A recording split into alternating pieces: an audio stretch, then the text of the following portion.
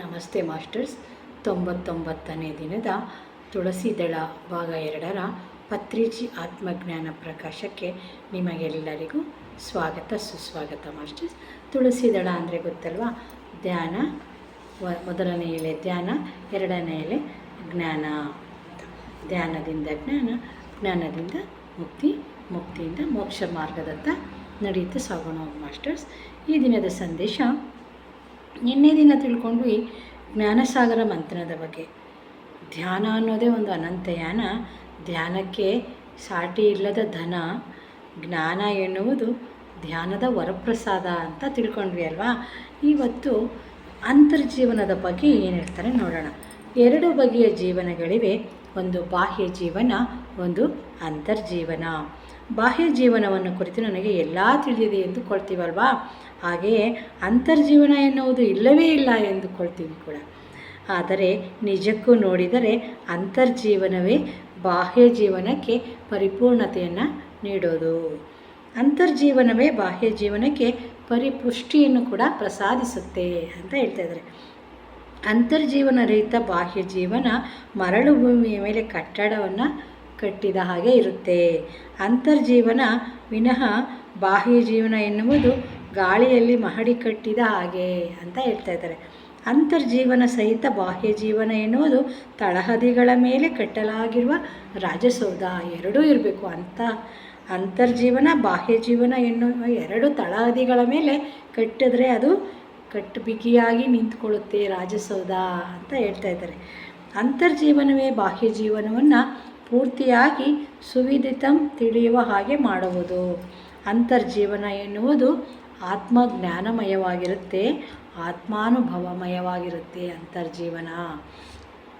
ಬಹಿರ್ಜೀವನ ಎಲ್ಲರಿಗೂ ತೋರಿಸಲಾಗುವುದು, ಅಂತರ್ಜೀವನ ಎಲ್ಲರಿಗೂ ತೋರಿಸಲಾಗುವುದಿಲ್ಲ. ಅಂತರ್ಜೀವನದಿಂದ ಬಹಿರ್ಜೀವನ ಅರ್ಥವಂತವಾಗುತ್ತೆ. ನೋಡ್ರಿ, ನಾವು ಅಂತರ್ಜೀವನ ಅಂದರೆ ನಾವು ಧ್ಯಾನದಿಂದ ಅಂತರ್ಜೀವನವನ್ನು ಕಂಡುಕೊಳ್ತೀವಲ್ವ, ಧ್ಯಾನದಿಂದ ಜ್ಞಾನ, ಅದೇ ಅಂತರ್ಜೀವನ. ಅಂತರ್ಜೀವನದಿಂದ ಬಹಿರಂಗ ಜೀವನ ಅರ್ಥವಂತ ಆಗುತ್ತದೆ.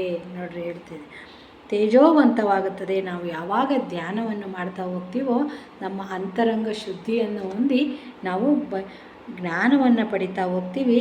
ಆವಾಗ ಬಹಿರಂಗ ಜೀವನ ಅರ್ಥವತ್ತಾಗಿರುತ್ತೆ, ತೇಜೋವಂತವಾಗಿರುತ್ತೆ, ಧರ್ಮಾರ್ಥ ಕಾಮ ಮೋಕ್ಷದಾಯಕವಾಗಿರುತ್ತೆ ಅಂತ ಹೇಳ್ತಾ ಇದ್ದಾರೆ. ಅಂತರ್ಜೀವನ ಎನ್ನುವುದು ಸಜ್ಜನ ಸಾಂಗತ್ಯದಿಂದ ಮೊದಲನೆಯ ಬಾರಿ ಪರಿಚಯವಾಗುತ್ತೆ. ಅನಂತರ ನಿರಂತರ ಧ್ಯಾನ ಸ್ವಾಧ್ಯಾಯಗಳ ಅಭ್ಯಾಸದಿಂದ ಸುಶಿಕ್ತವಾಗುತ್ತೆ. ದಕ್ಷತೆಯನ್ನು ಹೊಂದಿರಬೇಕು ಅಂತ ಹೇಳ್ತಾರೆ. ವ್ಯಾಪಾರಸ್ಥರು, ವ್ಯವಸಾಯಗಾರರು, ಪಾರಿಶ್ರಾಮಿಕ ಶಾಸ್ತ್ರಜ್ಞರು, ಶ್ರಾಮಿಕರು, ಗೃಹಸ್ಥರು, ಪಾಲಕರು, ವಿದ್ಯಾಬೋಧಕರು ಇವರೆಲ್ಲರಿಂದ ಕೂಡಿರುವುದೇ ಸಮಾಜ ಅಲ್ವಾ. ಮಾನವ ಶರೀರದಲ್ಲಿ ಕಣ್ಣು, ಕಿವಿ, ಕೈ, ಕಾಲು ಹೀಗೆ ಯಾವ ಅಂಗ ಮಾಡುವ ಕೆಲಸ ಅದೇ ಅಂಗ ಮಾಡಬೇಕಲ್ವಾ. ಪ್ರತಿ ಅಂಗಕ್ಕೂ ಸರಿಸಮಾನವಾದ ಅದರೇ ಆದ ಒಂದು ವೈಶಿಷ್ಟ್ಯತೆ ಇದೆಯಲ್ವಾ. ಸರಿಸಮಾನವಾದ ಒಂದು ಬಾಧ್ಯತೆ ಕೂಡ ಇದೆ, ಸರಿಸಮಾನವಾದ ದೈವತ್ವ ಕೂಡ ಇದೆ.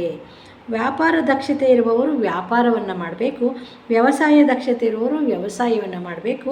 ಮೇಲೆ ಹೇಳಿರುವ ವಿಷಯಗಳಲ್ಲಿ ದಕ್ಷತೆ ಇಲ್ಲದೇ ಇರುವವರು ಶಾರೀರಿಕ ಶ್ರಮ ಮಾಡಿಯಾದರೂ ಶ್ರಮ ದಕ್ಷತೆಯನ್ನು ತೋರಿಸಲೇಬೇಕು. ಪ್ರತಿಯೊಬ್ಬರು ಅವರವರ ಶಕ್ತಿಯನುಸಾರ ಶ್ರಮ ದಕ್ಷತೆಯನ್ನು ತೋರಿಸಲೇಬೇಕು. ವ್ಯಾಪಾರಸ್ಥರು ಮೊದಲನೆಯದಾಗಿ ನೆನಪಿನಲ್ಲಿಟ್ಟುಕೊಳ್ಳಬೇಕಾದ್ದು ಏನೆಂದರೆ ಸಮಾಜಕ್ಕೆ ಅವರ ವ್ಯಾಪಾರ ಅತಿ ಮುಖ್ಯ ಎಂದು.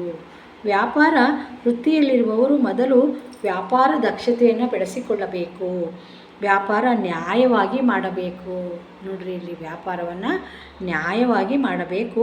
ಕುಟುಂಬದ ಶ್ರೇಯಸ್ಸಿಗೆ ತಕ್ಕ ಮಟ್ಟಿಗೆ ಮಾತ್ರ ಲಾಭವನ್ನು ಮಾತ್ರವೇ ದೃಷ್ಟಿಯಲ್ಲಿ ಇಟ್ಟುಕೊಳ್ಳಬೇಕು. ಕುಟುಂಬದ ಶ್ರೇಯಸ್ಸಿಗೆ ಎಷ್ಟು ಬೇಕೋ ಅಷ್ಟು, ಅತಿಯಾದ ಲಾಭ ಇಟ್ಕೋಬಾರ್ದು ಅಂತ ಹೇಳ್ತಾ ಇದ್ದಾರೆ. ಅದಕ್ಕೂ ಮೀರಿ ಅತಿಯಾಗೂ ಇಟ್ಕೋಬಾರ್ದು, ಕಡಿಮೆನೂ ಇಟ್ಕೋಬಾರ್ದು. ನಮ್ಮ ಕುಟುಂಬದ ಶ್ರೇಯಸ್ಸಿಗೆ ಎಷ್ಟು ಬೇಕೋ ಅಷ್ಟನ್ನು ಇಟ್ಕೋಬೇಕು ಅಂತ ಹೇಳ್ತಾ ಇದ್ದಾರೆ. ಅದಕ್ಕೂ ಮೀರಿದ ಬಂದ ಲಾಭಗಳನ್ನು ಸಂಘ ಶ್ರೇಯಸ್ಸಿಗಾಗಿ, ಹಂಗೂ ಮೀರಿದ್ದು ದೊಡ್ಡ ಲಾಭ ಬಂದರೆ ಅದನ್ನು ಎಷ್ಟು ಬೇಕೋ ಅವಶ್ಯಕತೆ ಇರುವಷ್ಟು ಇಟ್ಕೊಂಡು ಬೇರೆ ಸಂಘ ಶ್ರೇಯಸ್ಸಿಗಾಗಿ ಉಪಯೋಗಿಸಬೇಕು ಅಂತ ಹೇಳ್ತಾರೆ. ಅದೇ ವಿಧವಾಗಿ ವ್ಯವಸಾಯಗಾರರು ಕೂಡ ನೆನಪಿನಲ್ಲಿಟ್ಟುಕೊಳ್ಳಬೇಕಾದದ್ದು ಸಮಾಜಕ್ಕೆ ವ್ಯವಸಾಯ ಅತ್ಯಂತ ಮುಖ್ಯವಾದದ್ದು ಅಂತ. ವ್ಯವಸಾಯಗಾರರು ಕೂಡ ವ್ಯವಸಾಯ ದಕ್ಷತೆಯನ್ನು ಹೊಂದಿರಲೇಬೇಕು, ಆಗಲೇ ದೇಶ ಸುಭಿಕ್ಷವಾಗಿರುತ್ತದೆ. ಗೃಹಸ್ಥರಾದವರು ಗೃಹ ನಿರ್ವಹಣಾ ದಕ್ಷತೆಯನ್ನು ಹೊಂದಿರಬೇಕು, ಆಗಲೇ ಕುಟುಂಬದಲ್ಲಿ ಶಾಂತಿ ಸೌಭಾಗ್ಯಗಳು ವಿರಾಜಿಸುತ್ತವೆ. ಶ್ರಮಿಕರು ಶ್ರಮಿಕ ದಕ್ಷತೆಯನ್ನು ಹೊಂದಿರಬೇಕು. ಅದೇ ವಿಧವಾಗಿ ಪಾಲಕರು ಕೂಡ ಪಾಲಕ ದಕ್ಷತೆಯನ್ನು ಹೊಂದಿರಬೇಕು, ಆಗಲೇ ದೇಶ ಸುಸಂಪನ್ನವಾಗಿರುತ್ತೆ. ಇದೆಲ್ಲ ಸೇರಿ ವೃತ್ತಿ ದಕ್ಷತೆ ಎನ್ನಲಾಗುತ್ತದೆ. ಆದರೆ ಅವರವರ ವೃತ್ತಿ ದಕ್ಷತೆಗಳನ್ನು ಅವರವರೇ ನೋಡಿಕೊಳ್ಳುತ್ತಾ ಮತ್ತೆ ಎಲ್ಲರೂ ಆತ್ಮಜ್ಞಾನ ಪಾರಾಯಣರು ಕೂಡ ಆಗಬೇಕು. ಅವರವರ ಕಾರ್ಯಗಳನ್ನು ಅವರವರು ನೋಡಿಕೊಳ್ತಾ ಅದರ ಜೊತೆಗೆ ಆತ್ಮಜ್ಞಾನ ಪಾರಾಯಣರು ಕೂಡ ಆಗಬೇಕು. ಅದು ತಪ್ಪುವ ಹಾಗಿಲ್ಲ. ಎಂದೆಂದಿಗೂ ಪ್ರತಿಯೊಬ್ಬ ಮಾನವನಿಗೂ ಆತ್ಮಜ್ಞಾನ ಬೇಕೇ ಬೇಕು. ಅದಕ್ಕೋಸ್ಕರ ಪ್ರತಿಯೊಬ್ಬರು ವ್ಯಾವಹಾರಿಕವಾಗಿ ಪ್ರಾಪಂಚಿಕವಾಗಿ ಎಲ್ಲವನ್ನು ಮಾಡ್ತಾ ಆಧ್ಯಾತ್ಮಿಕವಾಗಿ ಆತ್ಮಜ್ಞಾನವನ್ನು ಕೂಡ ಪಡೆದುಕೊಳ್ತಾ ಹೋಗಬೇಕು. ಎರಡನ್ನೂ ಸಮವಾಗಿ ಪಾಲನೆ ಮಾಡಬೇಕು ಅಂತ ಹೇಳ್ತಾ ಇದ್ದಾರೆ. ಅಂದರೆ ಒಂದು ಕಡೆ ವೃತ್ತಿ ದಕ್ಷತೆ, ಮತ್ತೊಂದು ಕಡೆ ಆತ್ಮಜ್ಞಾನದ ದಕ್ಷತೆಯನ್ನು ಎರಡನ್ನೂ ಹೊಂದಿರಬೇಕು. ದಕ್ಷತೆ ಅಂದರೆ ಕೌಶಲ್ಯ ಅಂತ. ಯೋಗ ಕರ್ಣಸು ಕೌಶಲಂ ಎಂದು ಹೇಳಿದ್ದಾರಲ್ಲವೇ ಭಗವದ್ಗೀತೆಯಲ್ಲಿ. ಅಂದರೆ ಆತ್ಮಜ್ಞಾನ ಯೋಗದಿಂದ, ಶ್ವಾಸ ಧ್ಯಾನ ಯೋಗದಿಂದ ಎಲ್ಲ ವೃತ್ತಿಗಳಲ್ಲೂ ದಕ್ಷತೆ ಲಭಿಸುತ್ತದೆ ಅಂತ ಹೇಳ್ತಾ ಇದ್ದಾರೆ. ನೋಡಿ ಮಾಸ್ಟರ್ಸ್, ಇಲ್ಲಿ ಗುರುಗಳು ಏನು ಹೇಳ್ತಾರೆ, ಆತ್ಮಜ್ಞಾನ ಯೋಗದಿಂದ, ಶ್ವಾಸ ಧ್ಯಾನ ಯೋಗದಿಂದ ಎಲ್ಲ ವೃತ್ತಿಗಳಲ್ಲೂ ದಕ್ಷತೆ ಬರುತ್ತೆ ನಮಗೆ. ಅದಕ್ಕೋಸ್ಕರ ನಾವು ಶ್ವಾಸದ ಜೊತೆ ಇರಬೇಕು. ನಾವು ಹುಟ್ಟಿದಾಗ ಶ್ವಾಸ ಇದ್ರೇ ನಾವು ಶಿವ, ಸತ್ತಾಗ ನಮ್ಮಲ್ಲಿ ಶ್ವಾಸ ಇಲ್ಲ ಅಂದರೆ ಶವ. ಅದೇ ರೀತಿ ನಾವು ಶ್ವಾಸ ಇದ್ದರೆ ಶಿವ ಆಗಿರ್ತೀವಿ, ಶ್ವಾಸ ಇಲ್ಲ ಅಂದರೆ ಶವ ಆಗಿರ್ತೀವಿ. ನಾವು ಮೊದಲನೇ ಉಸಿರಿನಿಂದ ಕೊನೆಯ ಉಸಿರಿನವರೆಗೂ ನಮ್ಮ ಶ್ವಾಸದ ಜೊತೆ ನಾವು ಇರಬೇಕು. ಶ್ವಾಸಾನುಸಂಧಾನ ಧ್ಯಾನವೆಂದರೆ ಉಸಿರಾಟದ ಮೇಲೆ ಗಮನ, ಶ್ವಾಸಾನುಸಂಧಾನ. ನಾನು ನಿನ್ನ ಗುರುವಲ್ಲ, ನಿನ್ನ ಶ್ವಾಸವೇ ನಿನ್ನ ಗುರು ಅಂತ ಹೇಳ್ತಾರಲ್ವ ಗುರುಗಳು. ಅದಕ್ಕೋಸ್ಕರ ನಾವು ಪ್ರತಿದಿನ ಪ್ರತಿ ಕ್ಷಣ ನಮ್ಮ ಶ್ವಾಸದ ಜೊತೆ ಇರಬೇಕು ಅಂತ ಹೇಳ್ತಾ ಇದ್ದಾರೆ ಮಾಸ್ಟರ್ಸ್. ಅದುವೇ ಧ್ಯಾನ, ಉಸಿರಾಟದ ಮೇಲೆ ಗಮನ, ಅದುವೇ ಧ್ಯಾನ ಅಂತ ಹೇಳ್ತಾ ಇದ್ದಾರೆ. ಇವತ್ತಿನ ಸಂಕಲ್ಪ ಏನು ಮಾಡೋಣ ಅಂದರೆ, ನಾವು ಕಾಯ ವಾಚ ಮನಸ ಯಾವ ಜೀವಿಯನ್ನು ನಾವು ನೋಯಿಸುವುದಿಲ್ಲ ಎಂದು ಇವತ್ತಿನ ದಿನವನ್ನು ಆರಂಭಿಸುತ್ತೇನೆ ಅಂತ ನಾವು ಹೇಳ್ಕೊಳ್ಳೋಣ masters. Thank you masters, thank you so much. ಜೈ ಹೋ ಪತ್ರಿಜಿ, ಜೈ ಹೋ ಪತ್ರಿಜಿ, ಜೈ ಹೋ ಪತ್ರಿಜಿ. Thank you masters.